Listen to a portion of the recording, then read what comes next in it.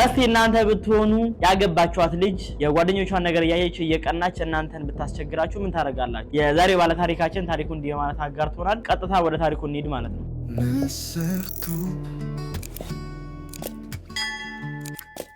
ሰላም ውድ የንስር ቲዩብ ቤተሰቦቻችን ዛሬም በድጋሚ ተመልሰን በሌላ ታሪክ ቀርበናል። የዛሬው ባለ ታሪካችን ደግሞ ስሙን ሄኖክ እንለዋለን ማለት ነው። ሄኖክ ከአነስተኛ ገቢ ካላቸው ቤተሰቦች የወጣ ልጅ ሲሆን እሱም ከድሮ ጀምሮ ህልሙን የማሳካትና ቤተሰቡንም ራሱንም ጥሩ ደረጃ የማድረስ ትልቅ ህልም ነበረው ማለት ነው። እናም እንደዚህ በመኖር ባለበት ሰዓት ላይ ይወጣና ስራዎችን መፈለግና ለመሞከር ይዘጋጃል ማለት ነው። ለመሞከር በተዘጋጀበትም ባለበት ሰዓት ላይ ጎበዝና ቀልጣፋም ስለነበረ ወዲያው ከብዙ ሰዎች ጋር ኮኔክት ማድረግ ይጀምራል። ብዙ ሰዎች መተዋወቅ ይጀምራል።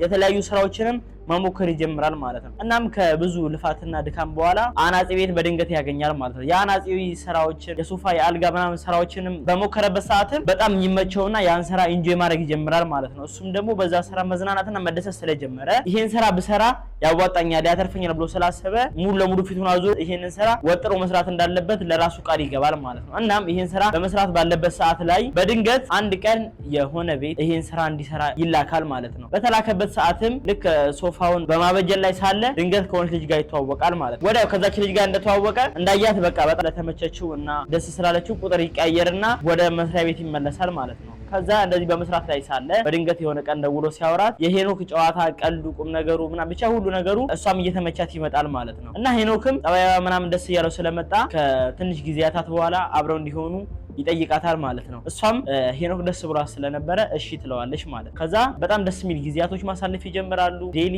መደዋወል ይጀምራሉ፣ መገናኘት ይጀምራሉ። የተለያዩ ስጦታዎችን ይሰጣታል። ልክ ስራ እንደጨረሰ እሷን ማግኘት መደወል ምናምን ነው የሚፈልገው ማለት ነው። ከዛም እንደዚህ ረጅም ጊዜ በፍቅር አብረው ማሳለፍ ይጀምራሉ ማለት ነው። ከዛም አብረው በፍቅር ከቆዩ ከ3 ዓመታት በኋላ እንድታገባውና አብረው እንድትኖር ይጠይቃታል ማለት ነው። እሷም ደግሞ በጣም ደስ ይላታል። በጣም ወዳው ስለነበረ ለሷ ያለውን ክብካቤ ፍቅር ምናምን በጣም ስለምትወደውና ደስ ስለሚላት ሄኖክን አግብቼው ብኖር በጣም ደስተኛ ሆናለሁ ብላ ስላሰበች ሄኖክን እሺ ትለዋለች ማለት ነው። ወዲያው እሱም ደስ ይለውና ሽምግልና ልኮ ልጅቷን ያገባታል ማለት ነው። ልክ ተጋብተው አንድ ቤት መኖር ይጀምራሉ። እናም ሄኖክም እዛ የሚሰራውን ስራ ይተውና ለብቻው መስራት ይጀምራል። ይሄን ስራው አሪፍ እየሆነ ጥሩ እየሆነ ይመጣል ማለት ነው። ከዛም ግን ሚስቱ የቤት እመቤት ስለነበረች ቤት ውስጥ ያሉትን ስራዎች መስራት ትጀምራለች። ሄኖክም እዛ ስራ ውሎ ሲመጣ ደስ የሚል ጊዜ ያሳልፋሉ ማለት ነው። ቢሆንም ግን ያኔ ስራ ላይ ሳለ ረጅም ሰዓት ስለሚደዋወሉ ስለሚገናኙ ምናምን አሁን አብራው ስለገባች ወይም ደግሞ አንድ ቤት ስለገቡ እንክብካቤ የቀነሰባት መስሎ ተሰማት ማለት ነው። እሱ ግን እዚህ ጋር ለኔና ለሷ ለወደፊት ስራችን ይሆነናል ጠቅመናል ብሎ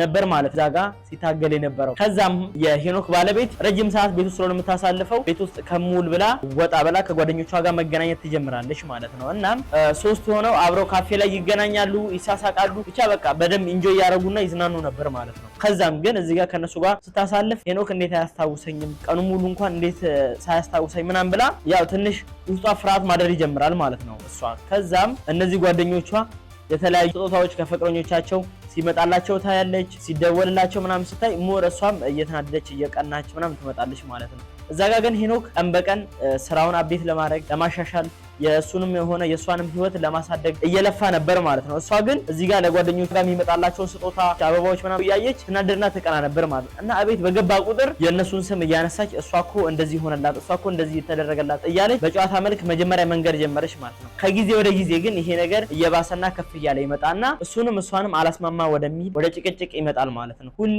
የእነሱን ስም እያነሳች እና ለእነሱ የሚደረግላቸውን ነገር እየነገረች ከሱ ጋር አዘውተራ መከራከር ትጀምራለች ማለት ነው። እናም በዚህ ምክንያት ሁሌ ነበር የሚጨቃጨቁት፣ ሰላማቸውንም እያጡ መጡ ማለት ነው። እና እሱም እኔ ምንም ፍቅር ያልቀነሰም ያው ለወደፊታችን እዚህ ጋር እየለፋው ስለሆነ ነው እንጂ ለሷ ጊዜ ለመስጠት አለመፈለግ አይደለም።